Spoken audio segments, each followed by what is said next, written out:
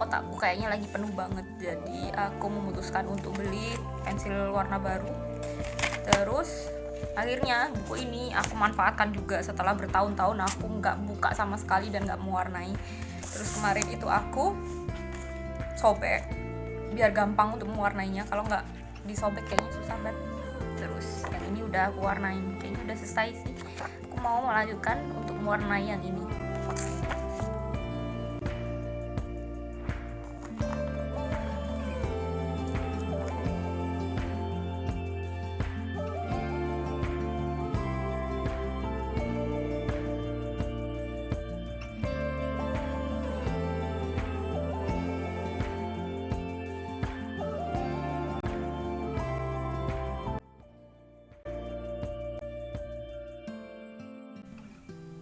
Sebenarnya beberapa hari yang lalu aku udah bikin video tentang reading update, cuman aku ngerasa kalau videoku yang kapan hari itu kayak nggak jelas, kurang bagus gitu loh kualitasnya. Jadi aku mulai lagi untuk ngomongin tentang reading updateku belakangan ini. Setelah yang terakhir kali itu aku selesai baca novel semi biografi yang judulnya Merdeka Sejahati. Setelah itu aku baca buku lainnya yang aku pinjam dari Ipusnas yang judulnya Manifesto Flora. Ini aku pinjem novel ini dari Ipusnas karena aku penasaran. Buku ini udah lama masuk ke dalam list antrianku karena banyak orang antri kan. Jadi aku kepo gitu loh sama buku ini, sebagus apa. Terus aku ngerasanya aneh aja gitu menurutku covernya. Jadi aku bener-bener penasaran dari begitu banyaknya antrian. Terus habis itu nomor 2 aku penasaran karena covernya yang bagiku aneh, kayak gambar lukisan, gambar seorang gadis, kayaknya sih gadis, cuman aku ngerasa bener-bener gambarnya itu kayak hampa, kayak kosong tapi misterius. Jadi aku bakalan sematkan di sini covernya. Aku ngerasa aneh aja gitu loh gambarnya, bingung kenapa buku yang katanya bagus punya cover seperti itu, I think. Terus habis itu sama karena judulnya itu Manifesto Flora. Apa sih Manifesto Flora? Terus akhirnya kapan hari setelah, bahkan sebelum aku selesai baca yang Merdeka Sejahati itu, aku waktu itu kan tengah malam itu lagi searching aja gitu di Pusnas karena aku susah tidur. Terus tiba-tiba buku itu available satu, karena kan biasanya buku itu selalu dalam antrian. Terus karena mumpung buku itu available, terus hurufnya juga masih dalam urutan abjad, meskipun M itu aku udah baca yang Merdeka Sejahati, tapi kan nggak apa-apa lah. Kayak yang sebelumnya kan huruf J juga aku baca double kan, jadi yang ini aku karena saking penasarannya ya udah aku memutuskan untuk pinjam buku ini segera waktu tengah malam itu. Terus akhirnya ketika aku baca, aku baru tahu kalau buku ini ternyata adalah kumcer. Kupikir novel, enggak sih, aku nggak mikir, aku nggak tahu ini buku tentang apa. Terus setelah aku pinjem baru aku sadar bahwa ini kumcer. Terus aku kan baca-baca dulu di Goodreads sama Ipusnas reviewnya seperti apa. Aku bacanya randomly aja, terus nggak bener-bener fokus. Bahkan aku cari yang nggak panjang, kalau panjang takutnya aku bakalan ke spoiler kayak gitu. Terus akhirnya aku baca, oh banyak orang yang suka, ratingnya bagus, di Ipusnas bagus, di Goodreads pun juga bagus. Jadi aku penasaran, aku baca. Untuk cerita pertama, ketika aku masuk ke cerita pertama itu kan aku bacanya tengah malam itu kan, judulnya itu Bapak Ini Aku Grata. Ini aku bahkan sampai nulis judul-judul kumcernya karena bagiku kayak agak susah untuk diingat. Yang Bapak Ini Aku Grata ini, ketika aku baca cerita ini aku bingung. Kayak ceritanya itu kayak sedih, misterius, menceritakan seorang anak, seorang gadis bernama Grata. Grata ini benar-benar percaya pada Tuhan, pada Bapa, tapi orang-orang di sekitarnya menganggap apa yang dilakukannya itu selalu salah, selalu disalahkan oleh orang-orang. Bahkan dia itu disalahkan oleh ibunya, disalahkan juga oleh suster di gereja. Sampai aku tuh bingung maksud cerita ini apa. Terus aku berpikir, oh mungkin karena aku ngantuk kali ya, jadinya aku nggak bisa memahami. Sampai kemudian hari berikutnya aku berusaha untuk baca cerita itu lagi, baca di cerpen yang pertama lagi, tapi aku tetap masih, pun sampai sekarang aku masih agak bingung ini menceritakan tentang apa dan apa pesannya, karena kayak bagiku misterius ini cerita cerpen yang bagiku itu pesannya, isinya itu lebih ke implisit, kayak nggak jelas, harus bener-bener apa ya, kita harus bener-bener memahami dulu ceritanya kayak apa baru kita bisa menyerap isinya, nggak jelas banget di ceritanya. Terus untuk cerita-cerita berikutnya pun bagiku juga ada beberapa yang aku bisa langsung nangkep ceritanya tentang apa, pesannya apa, terus alurnya gimana. Tapi untuk cerita-cerita yang lain itu banyak yang bagiku itu, ngerti nggak sih, kayak kita baca puisi. Puisi itu kan biasanya pesannya itu nggak langsung disampaikan kan, banyak kayak metaforanya, hiperbolanya kayak gitu. Jadi aku ngerasa ini kayak baca puisi yang kita nggak langsung nangkep isinya, inti ceritanya, tapi bentuknya itu bukan puisi, bentuknya itu paragraf, bentuknya itu sebuah cerita pendek kayak gitu sih aku ngerasanya sampai akhir pun. Karena aku selesai baca ini sebenarnya 5 hari kalau nggak salah, padahal bukunya itu nggak terlalu tebal, cuman karena aku butuh memproses ceritanya jadi aku bacanya sedikit-sedikit dan berusaha untuk aku pahami. Untuk cerita-cerita yang lain itu ada sih yang gampang dipahami, kayak cerita Dokter Agnes atau Dokter Arif. Ini menceritakan tentang Dokter Agnes dan Dokter Arif itu cerita yang berbeda, cuman judulnya mirip sih. Dokter Agnes ini menceritakan seorang dokter kecantikan yang ternyata dibalik kecantikannya dan dibalik keberhasilannya untuk membuat orang lain cantik, ternyata dia punya anak yang berkebutuhan khusus, yang anaknya itu ternyata terlahir dengan bentuk yang tidak sempurna di fisiknya kayak gitu. Terus yang untuk Dokter Arif ini menceritakan bukan dokter yang sebenarnya, tapi dokter-dokteran yang membuat seorang anak itu mengalami trauma sampai dia dewasa. Untuk cerita-cerita yang lainnya unik-unik sih. Jadi kalau kalian cukup pinter, aku rasa mungkin kalian bakalan suka. Kalau aku sih, aku kan menganggap bahwa diriku sendiri ini adalah orang yang biasa aja. Jadi kalau untuk baca buku ini, aku menganggapnya bagus. Cuman karena aku kurang ngerti aja, kurang nangkep aja, jadi susah untuk membuatku benar-benar merasa terkesan sama buku ini. Terus habis itu kan aku waktu ngembaliin buku Merdeka Sejahati sama Lampu Mangkurat kan aku ke perpus. Ternyata waktu aku udah kembalikan, terus aku naik ke lantai 2 yang gedung kedua, yang biasanya tempat aku pinjem novel dan komcer dan ya karya sastra lainnya. Ternyata di bagian itu sedang direnovasi, jadi aku nggak bisa ke situ. Terus akhirnya daripada aku nggak dapat apa-apa, daripada aku sia-sia cuma ngembaliin doang, akhirnya aku turun ke bawah, ke lantai yang bawah yang sekitarnya tempat kayak resepsionis itu kan. Di lantai bawah itu buku-bukunya setauku itu banyak tentang sejarah, biografi, sama apa ya, geografi semacam itu. Terus aku kan muter-muter mencari kira-kira yang bagiku menarik. Terus aku pikir mungkin bakalan cari biografi lah, biasanya kan aku baca yang semi biografi, novel semi biografi. Terus akhirnya kayaknya kalau untuk aku orang yang suka fiksi, mending cari biografi yang gampang. Tapi setelah aku cari-cari, muter-muter cari biografi itu, aku masih ngerasa takut untuk benar-benar membahas tentang biografi seseorang, karena kan bagiku takutnya ada orang-orang yang nggak setuju sama apa yang ditulis di buku itu. Mungkin ada orang yang suka sama orang itu dan ada juga orang yang nggak suka sama orang itu. Jadinya ya udahlah, aku memutuskan untuk pinjam buku-buku lainnya dulu. Aku masih belum berani. Terus waktu aku udah mulai menyerah karena kayak nggak ada yang cocok bagiku, tiba-tiba aku nemu buku ini di meja.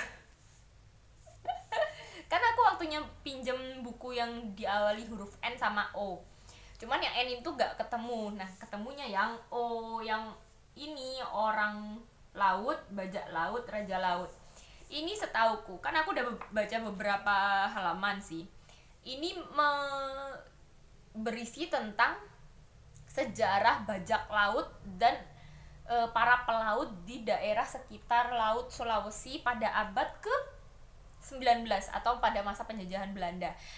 Buku ini diambil dari disertasi atau tesis ya, disertasi kayaknya, disertasi dari penulis buku ini. Penulis buku ini adalah dia lulusan jurusan sejarah di UGM kalau nggak salah. Terus habis itu dia memutuskan bahwa disertasinya itu diterbitkan dalam bentuk buku yang lebih menarik. Kalau disertasi kan biasanya cuma ada di kampus doang yang baca, kan paling mahasiswa. Kalau kayak gini kan lebih menarik dan lebih banyak orang yang membaca. Terus ini juga ada gambar-gambar, foto-fotonya kayak gini, jadi aku ngerasa tertarik gitu loh, pengen aja baca, kepo aja.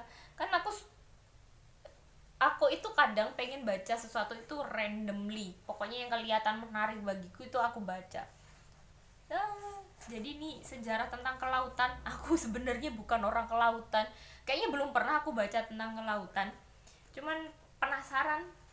Karena satu, karena bukunya gede banget. Dua, karena menceritakan sejarah kelautan yang belum pernah sama sekali aku pelajari atau aku baca. Terus sama ada foto-fotonya itu yang membuatku pengen baca. Cuman masalahnya kayaknya aku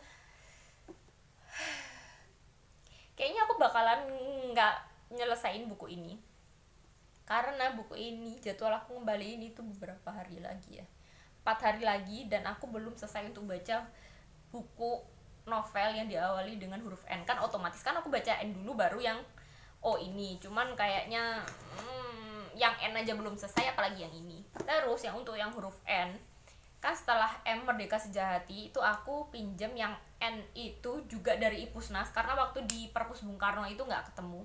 Yang N ini aku baca novel judulnya Negeri Van Orange.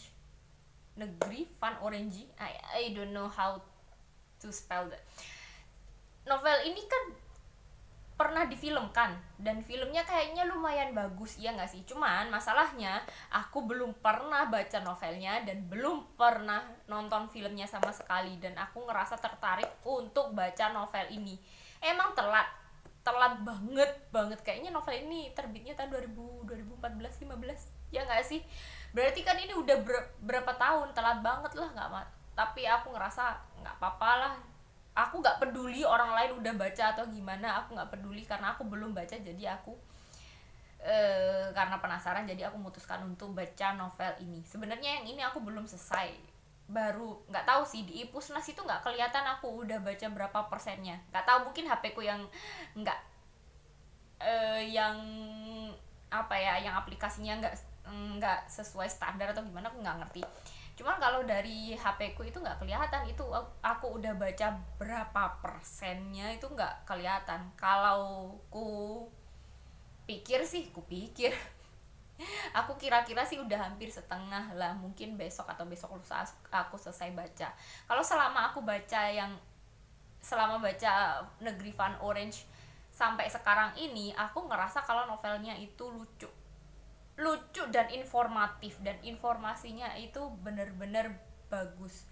Aku bener-bener ngerasa kalau yang menulis novel ini adalah orang-orang yang benar-benar pernah tinggal dan sekolah dan kuliah di Belanda, karena informasinya begitu lengkap dan jelas. Kalau orang-orang yang nggak pernah tinggal di Belanda kayaknya nggak bakalan bisa nambahin trivia yang jelas kayak gini sih menurutku. Terus ceritanya juga lucu banget, kisah persahabatan antara 5 orang mahasiswa Indonesia yang kuliah di Belanda. Yang satu namanya Lintang ini cewek satu-satunya. Terus Gary ini digambarkan sebagai pria tampan kaya raya. Terus Daus ini dulunya kerja di Departemen Agama, terus dapat beasiswa ke Belanda. Terus dia ini orang yang cukup polos dan agamis dibandingkan dengan teman-temannya. Terus habis itu ada Wicak ini dia itu sebenarnya pelarian, karena dia pernah kerja di LSM yang menyusup ke kelompok penebangan hutan liar. Terus dia itu karena akhirnya ketahuan, terus dia akhirnya dibuang, bukan sih, diselamatkan sama LSM-nya, terus dikuliahkan ke Belanda biar dia nggak diserang atau dicelakai sama orang-orang penebangan liar. Terus habis itu ada namanya siapa, Banjar ini sebenarnya dulu pernah kuliah, udah lulus kuliah, terus habis itu kerja, dan waktu dapat kerjaan itu dia udah cukup sukses dengan pekerjaannya. Cuman karena dapat tantangan dari seorang sahabatnya, dia menerima tantangan itu untuk kuliah di luar negeri dengan uang yang pas-pasan, dengan hidup yang tidak semewah waktu dia bekerja di Jakarta gitu sih ceritanya. Lucu, menarik, terus ada kisah cinta yang kayaknya aku ngerasa bakalan ada apa ya, saling berebut cinta Lintang sih di antara ketiga orang temannya, padahal Lintang mencintai satu laki-laki di antara mereka itu. Selama aku baca setengahnya ini yang aku dapatkan seperti itu. Menarik, asik, terus informatif. Ceritanya benar-benar seger gemes gitu. Oh ya, satu lagi. Aku kemarin itu dapat kiriman novel dari temen lagi yang judulnya Pasta Kacang Merah. Ini lucu banget gak sih? Aku waktu dia bilang kalau dia mau ngirimin novel ini kayak lucu banget, covernya warnanya pink gemes gitu loh. Aku suka banget sama covernya karena aku emang pecinta warna pink, jadi aku excited. Terus aku belum baca sama sekali, aku baru ngeliat di blurbnya doang. Ngeliat blurbnya ini menceritakan tentang seorang laki-laki, namanya siapa sih, Sentaro ini dia punya catatan kriminal. Terus dia itu merasa gagal dalam hidupnya, dia itu kayak gak punya tujuan hidup. Terus akhirnya hidupnya itu sehari-hari cuma dihabiskan di kedai di bawah pohon sakura, makanya ada gambar pohon sakura. Nah, waktu dia ada di kedai itu, dia ketemu sama seorang wanita tua, yang wanita tua ini adalah orang yang bekerja sebagai pembuat pasta kacang merah. Terus karena akhirnya dekat, akhirnya Sentaro ini dapat ilmu membuat pasta kacang merah dari si nenek ini. Cuman ternyata si nenek juga punya masa lalu yang kelam, if I'm not mistaken sih seperti itu. Sejauh ini yang aku tahu cuma itu. Terus aku ngeliat juga di Goodreads itu ratingnya bagus, jadi aku excited untuk baca ini. Toh ini novelnya juga nggak terlalu tebal. Katanya kalau yang di Goodreads beberapa review itu mengatakan bahwa ini cerita yang menyentuh hati, menghangatkan dan menyentuh hati, meskipun ada juga kisah sedihnya kayak gitu sih. Semoga aku bisa baca ini setelah aku selesai reading A to Z, aku bakalan baca ini langsung. Karena dari semua novel yang belum aku baca, dari 3 novel baru yang aku punya itu, kayaknya yang ini yang bakalan paling menarik bagiku untuk saat ini sih, seperti itu.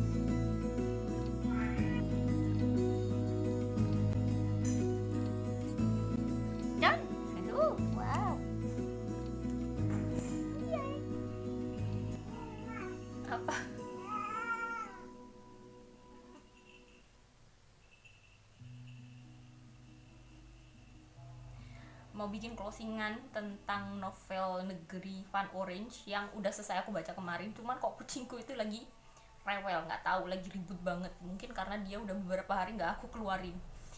Jadi kemarin itu aku udah selesai baca Negeri Van Orange. Kesanku, novelnya bagus sih, jadi aku nggak heran kenapa orang-orang itu suka sama novel ini, kenapa waktu itu bestseller.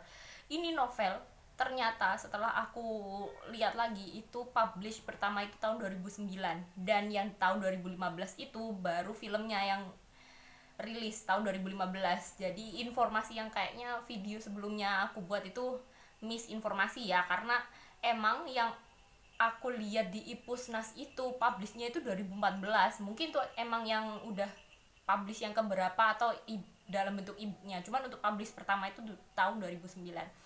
Terus aku sukanya sama novel ini adalah ceritanya itu nyenengin gitu loh, nggak berat.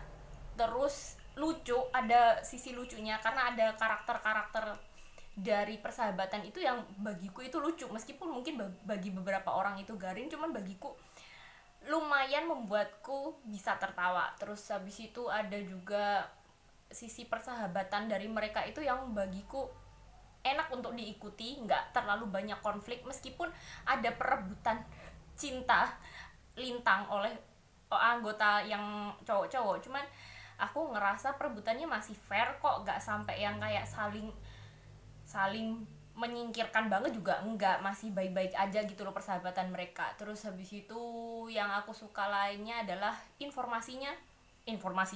Novel ini informatif banget, banyak informasi-informasi, trivia, trik-trik untuk bisa bertahan hidup di Belanda.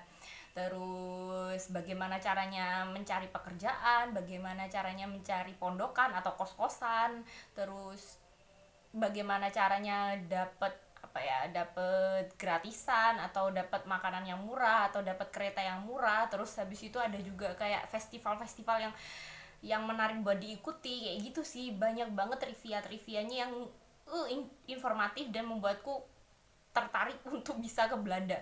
Ya someday lah ya, semoga aku bisa ke Belanda. Terus yang agak ganjel sebenarnya, bukan ganjel sih, tapi ini emang novelnya dibuat seperti ini. Aku ketika baca ini sampai tengah-tengah itu mulai curiga sama satu karakter. Di antara 5 orang itu aku curiga sama salah satu karakter, karena si karakter ini bagiku di novel ini misterius banget. Kan POV yang dimunculkan di novel ini adalah POV per orang, dari Lintang, Daus, Wicca, kayak gitu-gitu. Cuman untuk satu orang ini, dia itu kayak munculnya itu kayak POV dari dia kayaknya nggak ada deh, atau ada tapi bagian awal banget, terus mulai ke belakang itu nggak ada. Dia itu cuma muncul ketika ada perkumpulan Agaban, ya perkumpulan persahabatan itu, ketika mereka kumpul baru dia muncul, tapi kalau enggak dia itu nggak muncul. Terus ada yang mencurigakan bagiku. Terus ternyata kecurigaanku itu terbukti di akhir. Ini sebenarnya nggak mengecewakan sih, tapi